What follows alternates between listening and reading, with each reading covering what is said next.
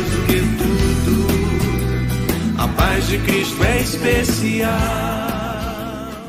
A graça e a paz. Eu sou o pastor Luiz Gustavo, o pastor da Igreja Presbiteriana Central aqui de Nova Friburgo.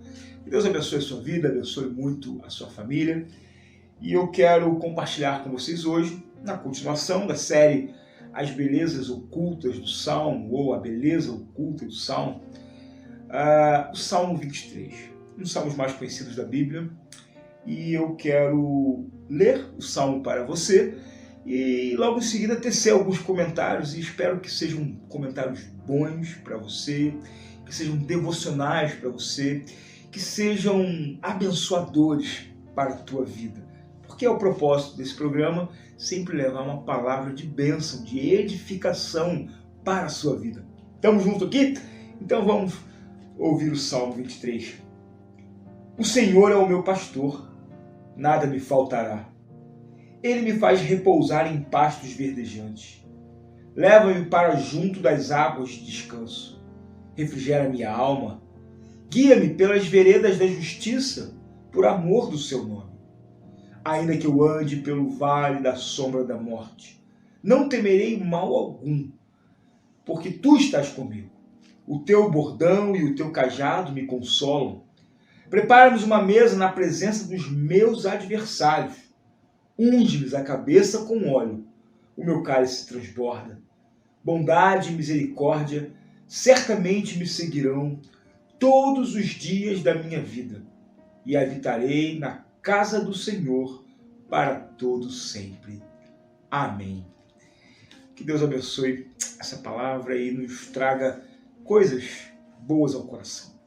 O Salmo de Davi é um salmo interessantíssimo e cada frase desse salmo tem um proveito maravilhoso para a nossa vida, né? É um salmo pequeno, mas de grande expressão. Não é à toa que esse salmo é tão conhecido, porque as frases de Davi aqui nesse salmo são frases de efeito na fé do indivíduo em momentos mais difíceis da sua vida. Eu já vivi experiências assim com o Salmo 23, com pessoas doentes, com pessoas em leito de enfermidade, em leito de morte. Já vi esse salmo aquietar o coração de pessoas, o meu coração, em alguns momentos difíceis da minha vida, né? Porque quem não passa por momentos difíceis em suas vidas? O Senhor é o meu pastor. Esse salmo começa trazendo uma realidade de Davi, de quando ele não era rei, de quando ele não era uma personalidade pública, de quando ele não era alguém conhecido, de quando ele não era um grande guerreiro. Davi escreve esse salmo trazendo à sua memória as reminiscências de quando ele era uma criança e exercia dentro de sua família a função mais simples, que era cuidar das ovelhas.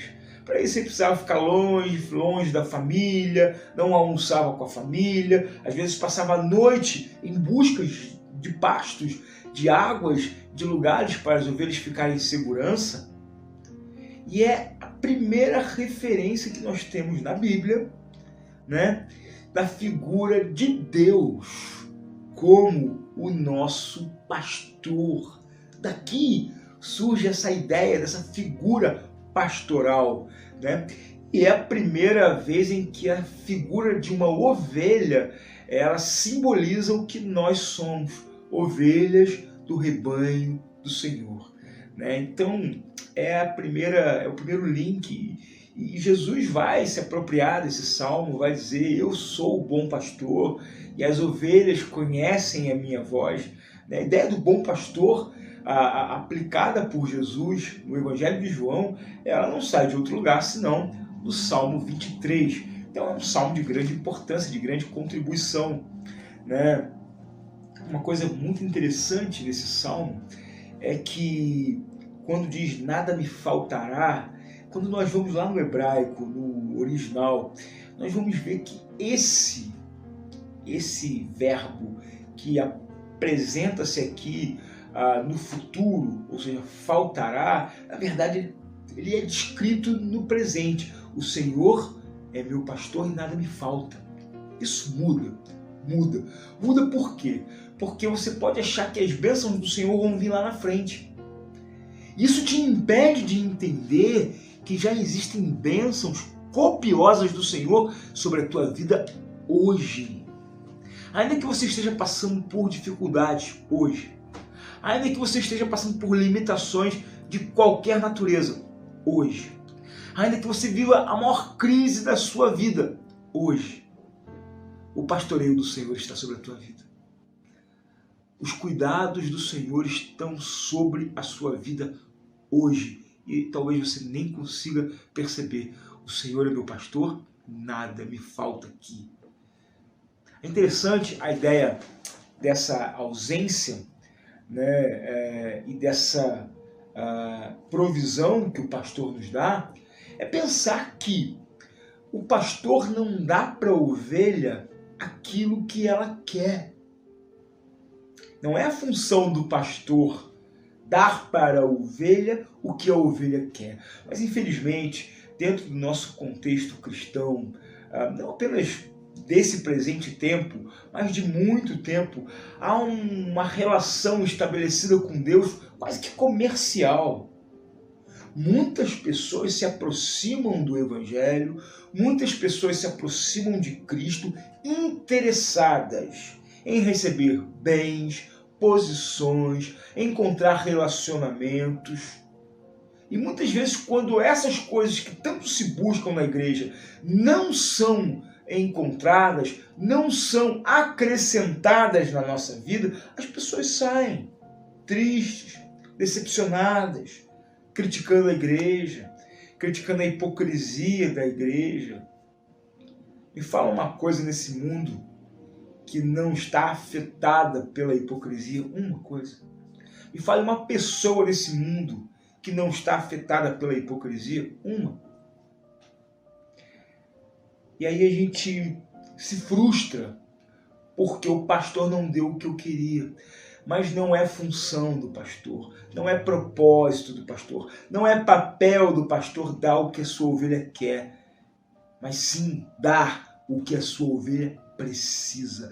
Existe uma diferença colossal entre o que eu quero e o que eu preciso.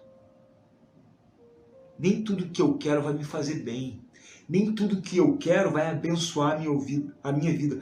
Mas tudo aquilo que eu verdadeiramente preciso, o Senhor tem me dado. Isso é um ponto.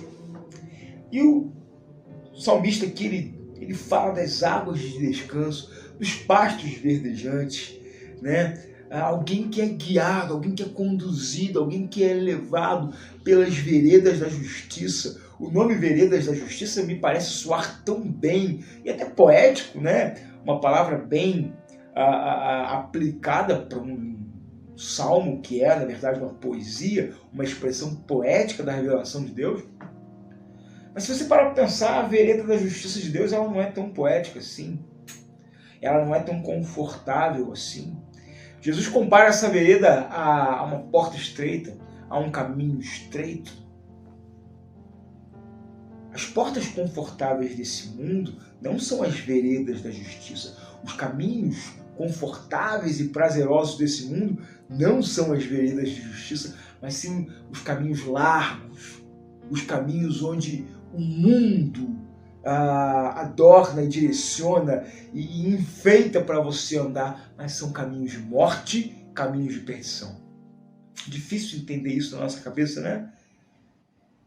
E o verso 4 traz uma das palavras mais esperançosas do Salmo 23.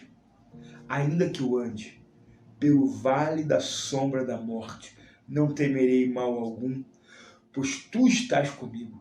Gente, nós estamos andando e vivendo um vale, ou seja, um declínio, um vale de sombra. Nós não entendemos muitas coisas que estão acontecendo aqui. E um vale de morte. Nós temos tido que enfrentar a face da morte por muitas e muitas vezes e cada vez mais perto da nossa vida. Por quê? porque vivemos essa pandemia. E todos nós temos que conviver com fantasma, com a presença da morte, seja da nossa, seja de quem nós amamos, seja de quem nós convivemos com elas.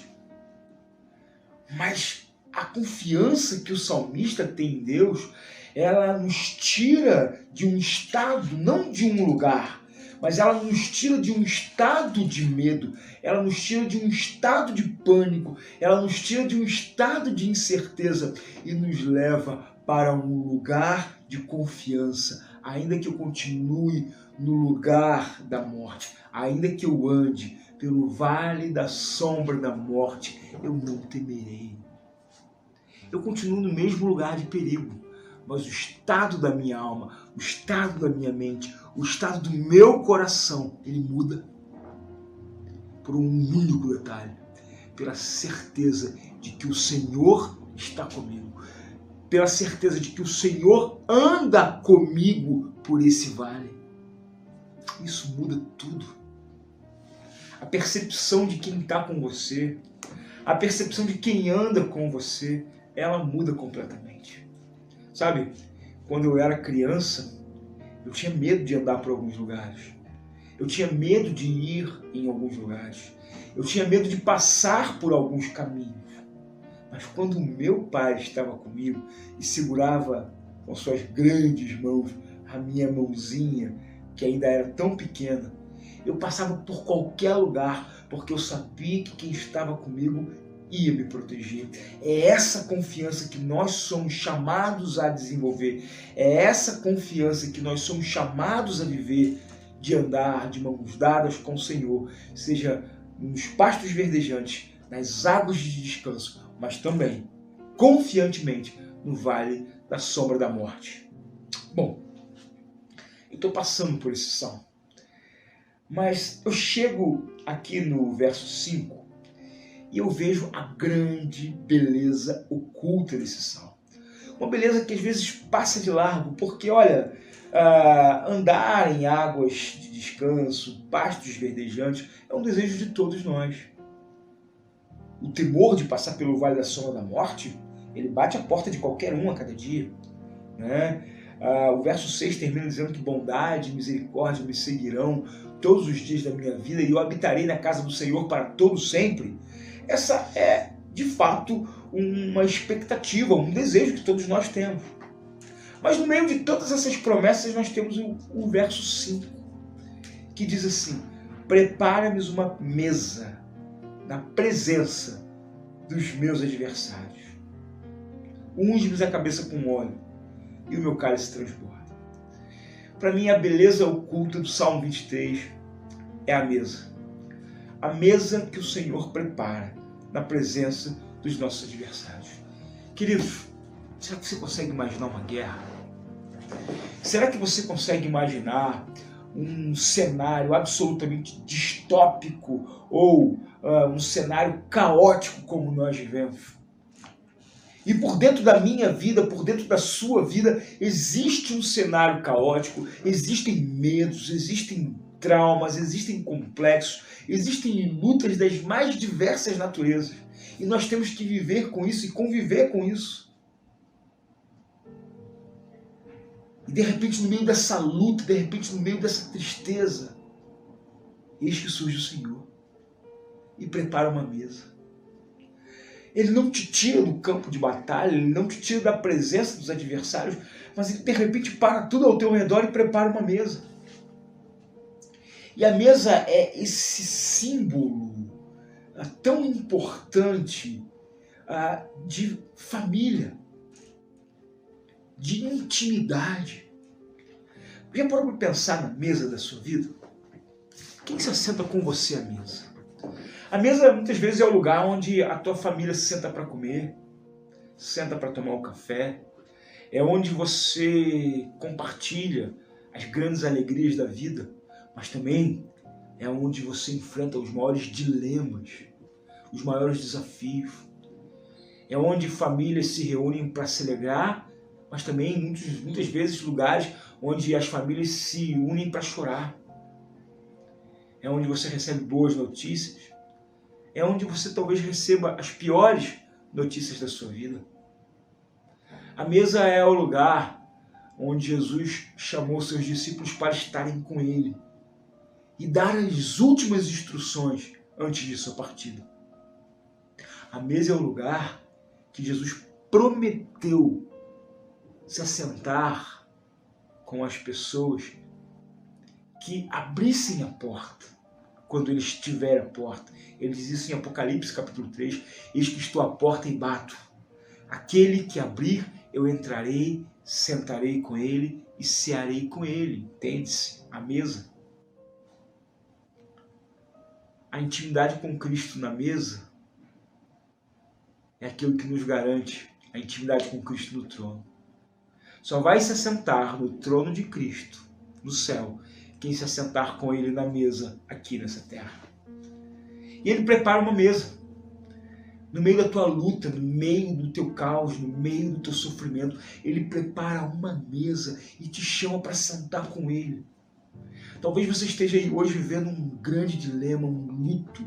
Talvez você esteja vivendo uma incerteza quanto à sua vida, quanto aos seus negócios, quanto ao teu sustento.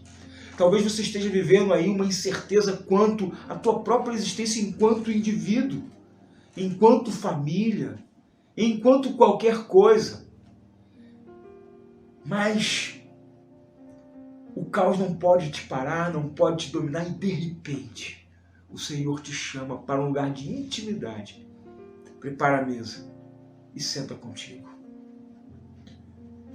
Às vezes a mesa é para encorajar você, como Ele encorajou os discípulos. Às vezes a mesa é o lugar para Ele curar você.